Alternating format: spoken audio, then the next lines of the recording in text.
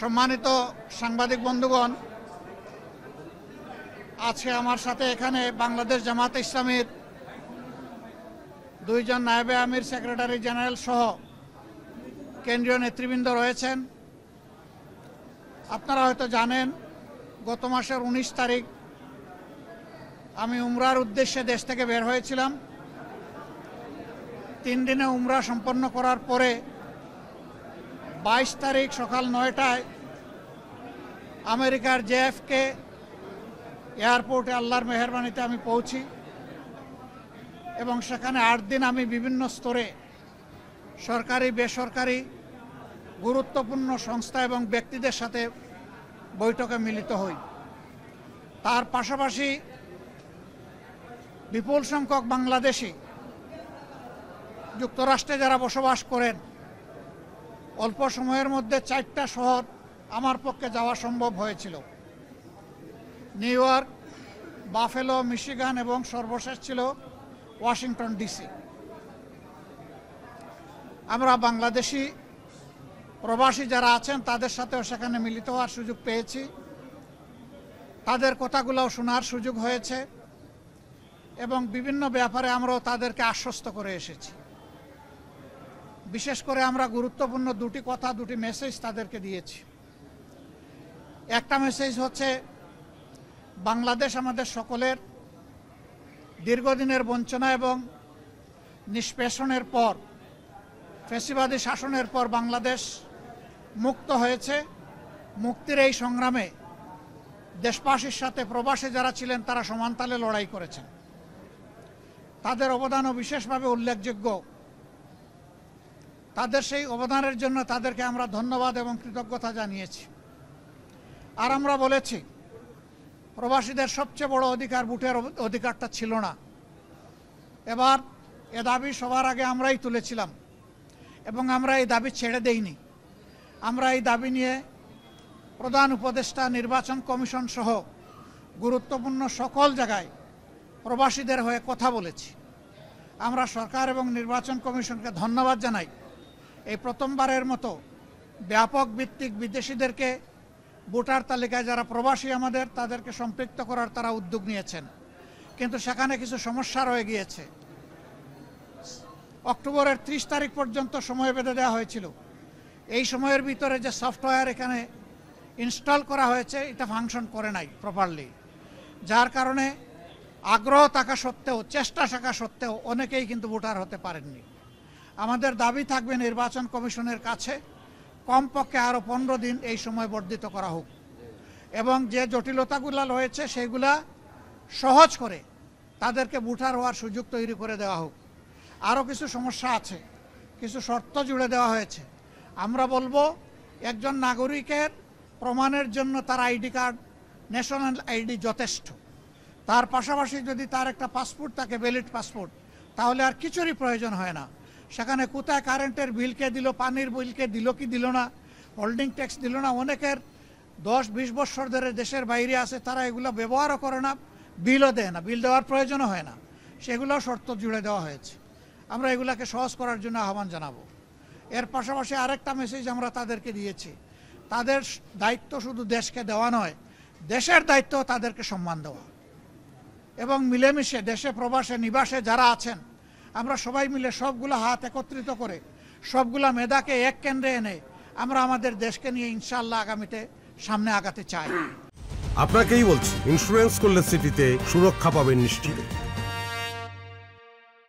এই জন্য আমরা বলেছি, জাতীয় সংসদ সহ সরকার পরিচালনা এবং দেশ গঠনের সর্বক্ষেত্রে প্রপোর্শনেট হারেই প্রবাসীরা ইনশাআল্লাহ তারা সেখানে অংশগ্রহণ করবেন। তাদের সেই জায়গাটা নিশ্চিত করা হবে ইনশাআল্লাহ। এটা হয়তো সময় লাগবে, এটা আজকেই বললে আজকেই হবে না, কিন্তু এটি আমাদের স্বপ্ন। স্বপ্ন বুনলে একদিন আল্লাহ তাআলা বাস্তবায়ন করবেন ইনশাআল্লাহ। আমরা সেই স্বপ্নের দিকে আগাবো আল্লাহ চাইলে। সম্মানিত সাংবাদিক বন্ধুগণ, এরপরে সর্বশেষ আমি তুরস্কে এসেছিলাম, যুক্তরাজ্য এবং তুরস্ক। সেই তুরস্ক থেকে আজকে এখানে আসলাম। সেখানেও সরকারি, বেসরকারি বিভিন্ন পর্যায়ে আমার অত্যন্ত গুরুত্বপূর্ণ মিটিং হয়েছে। আর বাংলাদেশি ডায়াসপোরা আছে যারা, তাদের সাথেও আমার বসা হয়েছে, তাদের কথাও শোনার সুযোগ হয়েছে। আমি আসলে নিজের কোনো প্রয়োজনে দেশ থেকে বের হইনি। আমি বের হয়েছিলাম দেশ এবং জনগণের প্রয়োজনে। যেখানে গিয়েছি জনগণের স্বার্থকে, দেশের স্বার্থকে সামনে রেখেই কথা বলার চেষ্টা করেছি, এবং যেখানে গিয়েছি একটা কথা বলার চেষ্টা করেছি যে দুনিয়ার সকলের সাথেই আমরা সম্মানজনক সম্পর্ক চাই। এই সম্পর্কটা হবে মিউচুয়াল রেসপেক্ট এবং ইকুইটির ভিত্তিতে। আলহামদুলিল্লাহ, আমরা যত জায়গায় গিয়েছি তাদের অ্যাপ্রিসিয়েশন আমরা পেয়েছি। তারাও মন খুলে আমাদের সাথে কথা বলেছেন, আমরাও মন খুলে আমাদের সবগুলা বিষয় তাদের সাথে শেয়ার করেছি। আল্লাহ তাআলার কাছে দোয়া করি এই সফরে যে সমস্ত পদক্ষেপ নেওয়া হয়েছে অথবা আলাপ আলোচনা হয়েছে সেগুলা যেন দেশ এবং জাতির কল্যাণে নিয়োজিত হয়। কোনো ব্যক্তি নয়, গোষ্ঠী নয়, দল নয়, দেশ এবং জাতির জন্য উপকার হয়। আপনারা এত সকালে এখানে কষ্ট করে এসেছেন, আমি সবাইকে ধন্যবাদ জানাবার আগে আরেকবার আপনাদের আন্তরিক সহযোগিতা কামনা করব। আসলে আপনারা জাতির, ব্যক্তিগতভাবে জাতির বিবেক, আর আপনাদের হাউসগুলো দর্পণ। আমরা সমাজের এই দর্পণ এবং জাতির বিবেকের কাছে দেশ গড়ার অভিযাত্রায় জামাতে ইসলামী যে সমস্ত কর্মসূচি ঘোষণা করছে যা দেশ এবং জাতির কল্যাণে, আমরা এই সবগুলোতে আপনাদেরকেও আমাদের সাথে চাই। কারণ আপনারা এই সমাজ থেকে বিচ্ছিন্ন নন, আপনারা শুধু সাংবাদিক নন, আপনারা এই দেশের নাগরিকও বটে। অতএব আমরা যে নাগরিক অধিকারটা নিশ্চিত করে একটা মানবিক বাংলাদেশ গড়তে চাই, বৈষম্যহীন বাংলাদেশ গড়তে চাই, এই ক্ষেত্রে আপনাদের ভূমিকা হবে অগ্রগণ্য, সেটা আমরা প্রত্যাশা রাখি।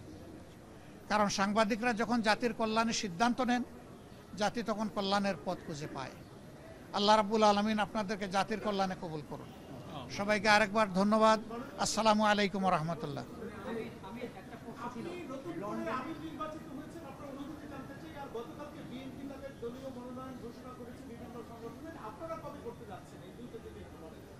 আলহামদুলিল্লাহ, প্রথম প্রশ্ন হলো আমি আমির নির্বাচিত হয়েছি না, আমি আমির নির্বাচিত হইনি। আমার সহকর্মীরা আমার উপর একটা দায়িত্বের ভার অর্পণ করেছে। এই দায়িত্বটা বড় ভারী। আপনারা দোয়া করবেন দেশ এবং দিনের জন্য এই দায়িত্ব পালনে আল্লাহ যেন আমাকে সাহায্য করেন।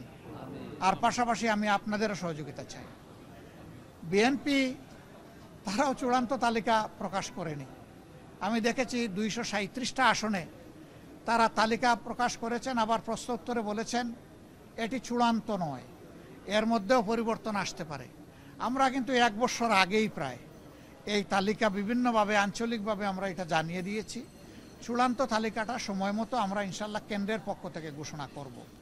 তবে যেহেতু আমরা একা ইলেকশন করব না, আরও অনেককে আমরা ধারণ করব, দেশ এবং জাতির স্বার্থে সব দিক বিবেচনা করেই চূড়ান্তভাবে যথাসময় ইনশাল্লাহ আমরা প্রার্থী ঘোষণা করব।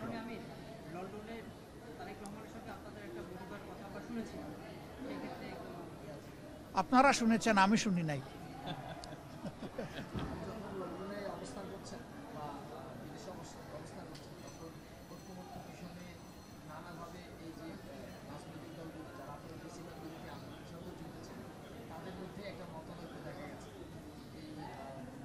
আমি বুঝতে পেরেছি যে এই মতানৈক্য কেন। আমাদের মধ্যে মতানৈক্য হোক, তবে দোয়া করেন মতবিরোধ যেন না হয়। মতের ভিন্নতা থাকবে, এটাই গণতন্ত্রের সৌন্দর্য। সব দল তো এক দল নয়, সবগুলা দল ভিন্ন ভিন্ন, তাদের দৃষ্টিভঙ্গিতেও কিছু পার্থক্য থাকবে, এটাই স্বাভাবিক। আমরা সকলের মতকে শ্রদ্ধার সাথে দেখি। তবে আমরা নিজেরা যে মতটা প্রকাশ করি, আমরা চেষ্টা করি চিন্তা ভাবনা করে জাতির স্বার্থেই সেই মতগুলা প্রকাশ করার। অতএব মতানৈক্য এটা ডেমোক্রেসির সৌন্দর্য। এটার জন্য এখানে বিরোধ লেগে গেছে অথবা অনেককে একেবারে দেশ অস্থির হয়ে গেছে, আমরা এটুকু চিন্তা করতে রাজি নই।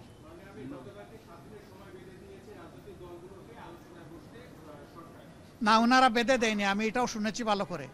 ওনারা অনুরোধ করেছে যে 1 সপ্তাহ সময়ের ভিতরে রাজনৈতিক দলগুলা বসে যদি একটা কনসেনসাসে পৌঁছতে পারে সরকারের জন্য এটা ভালো।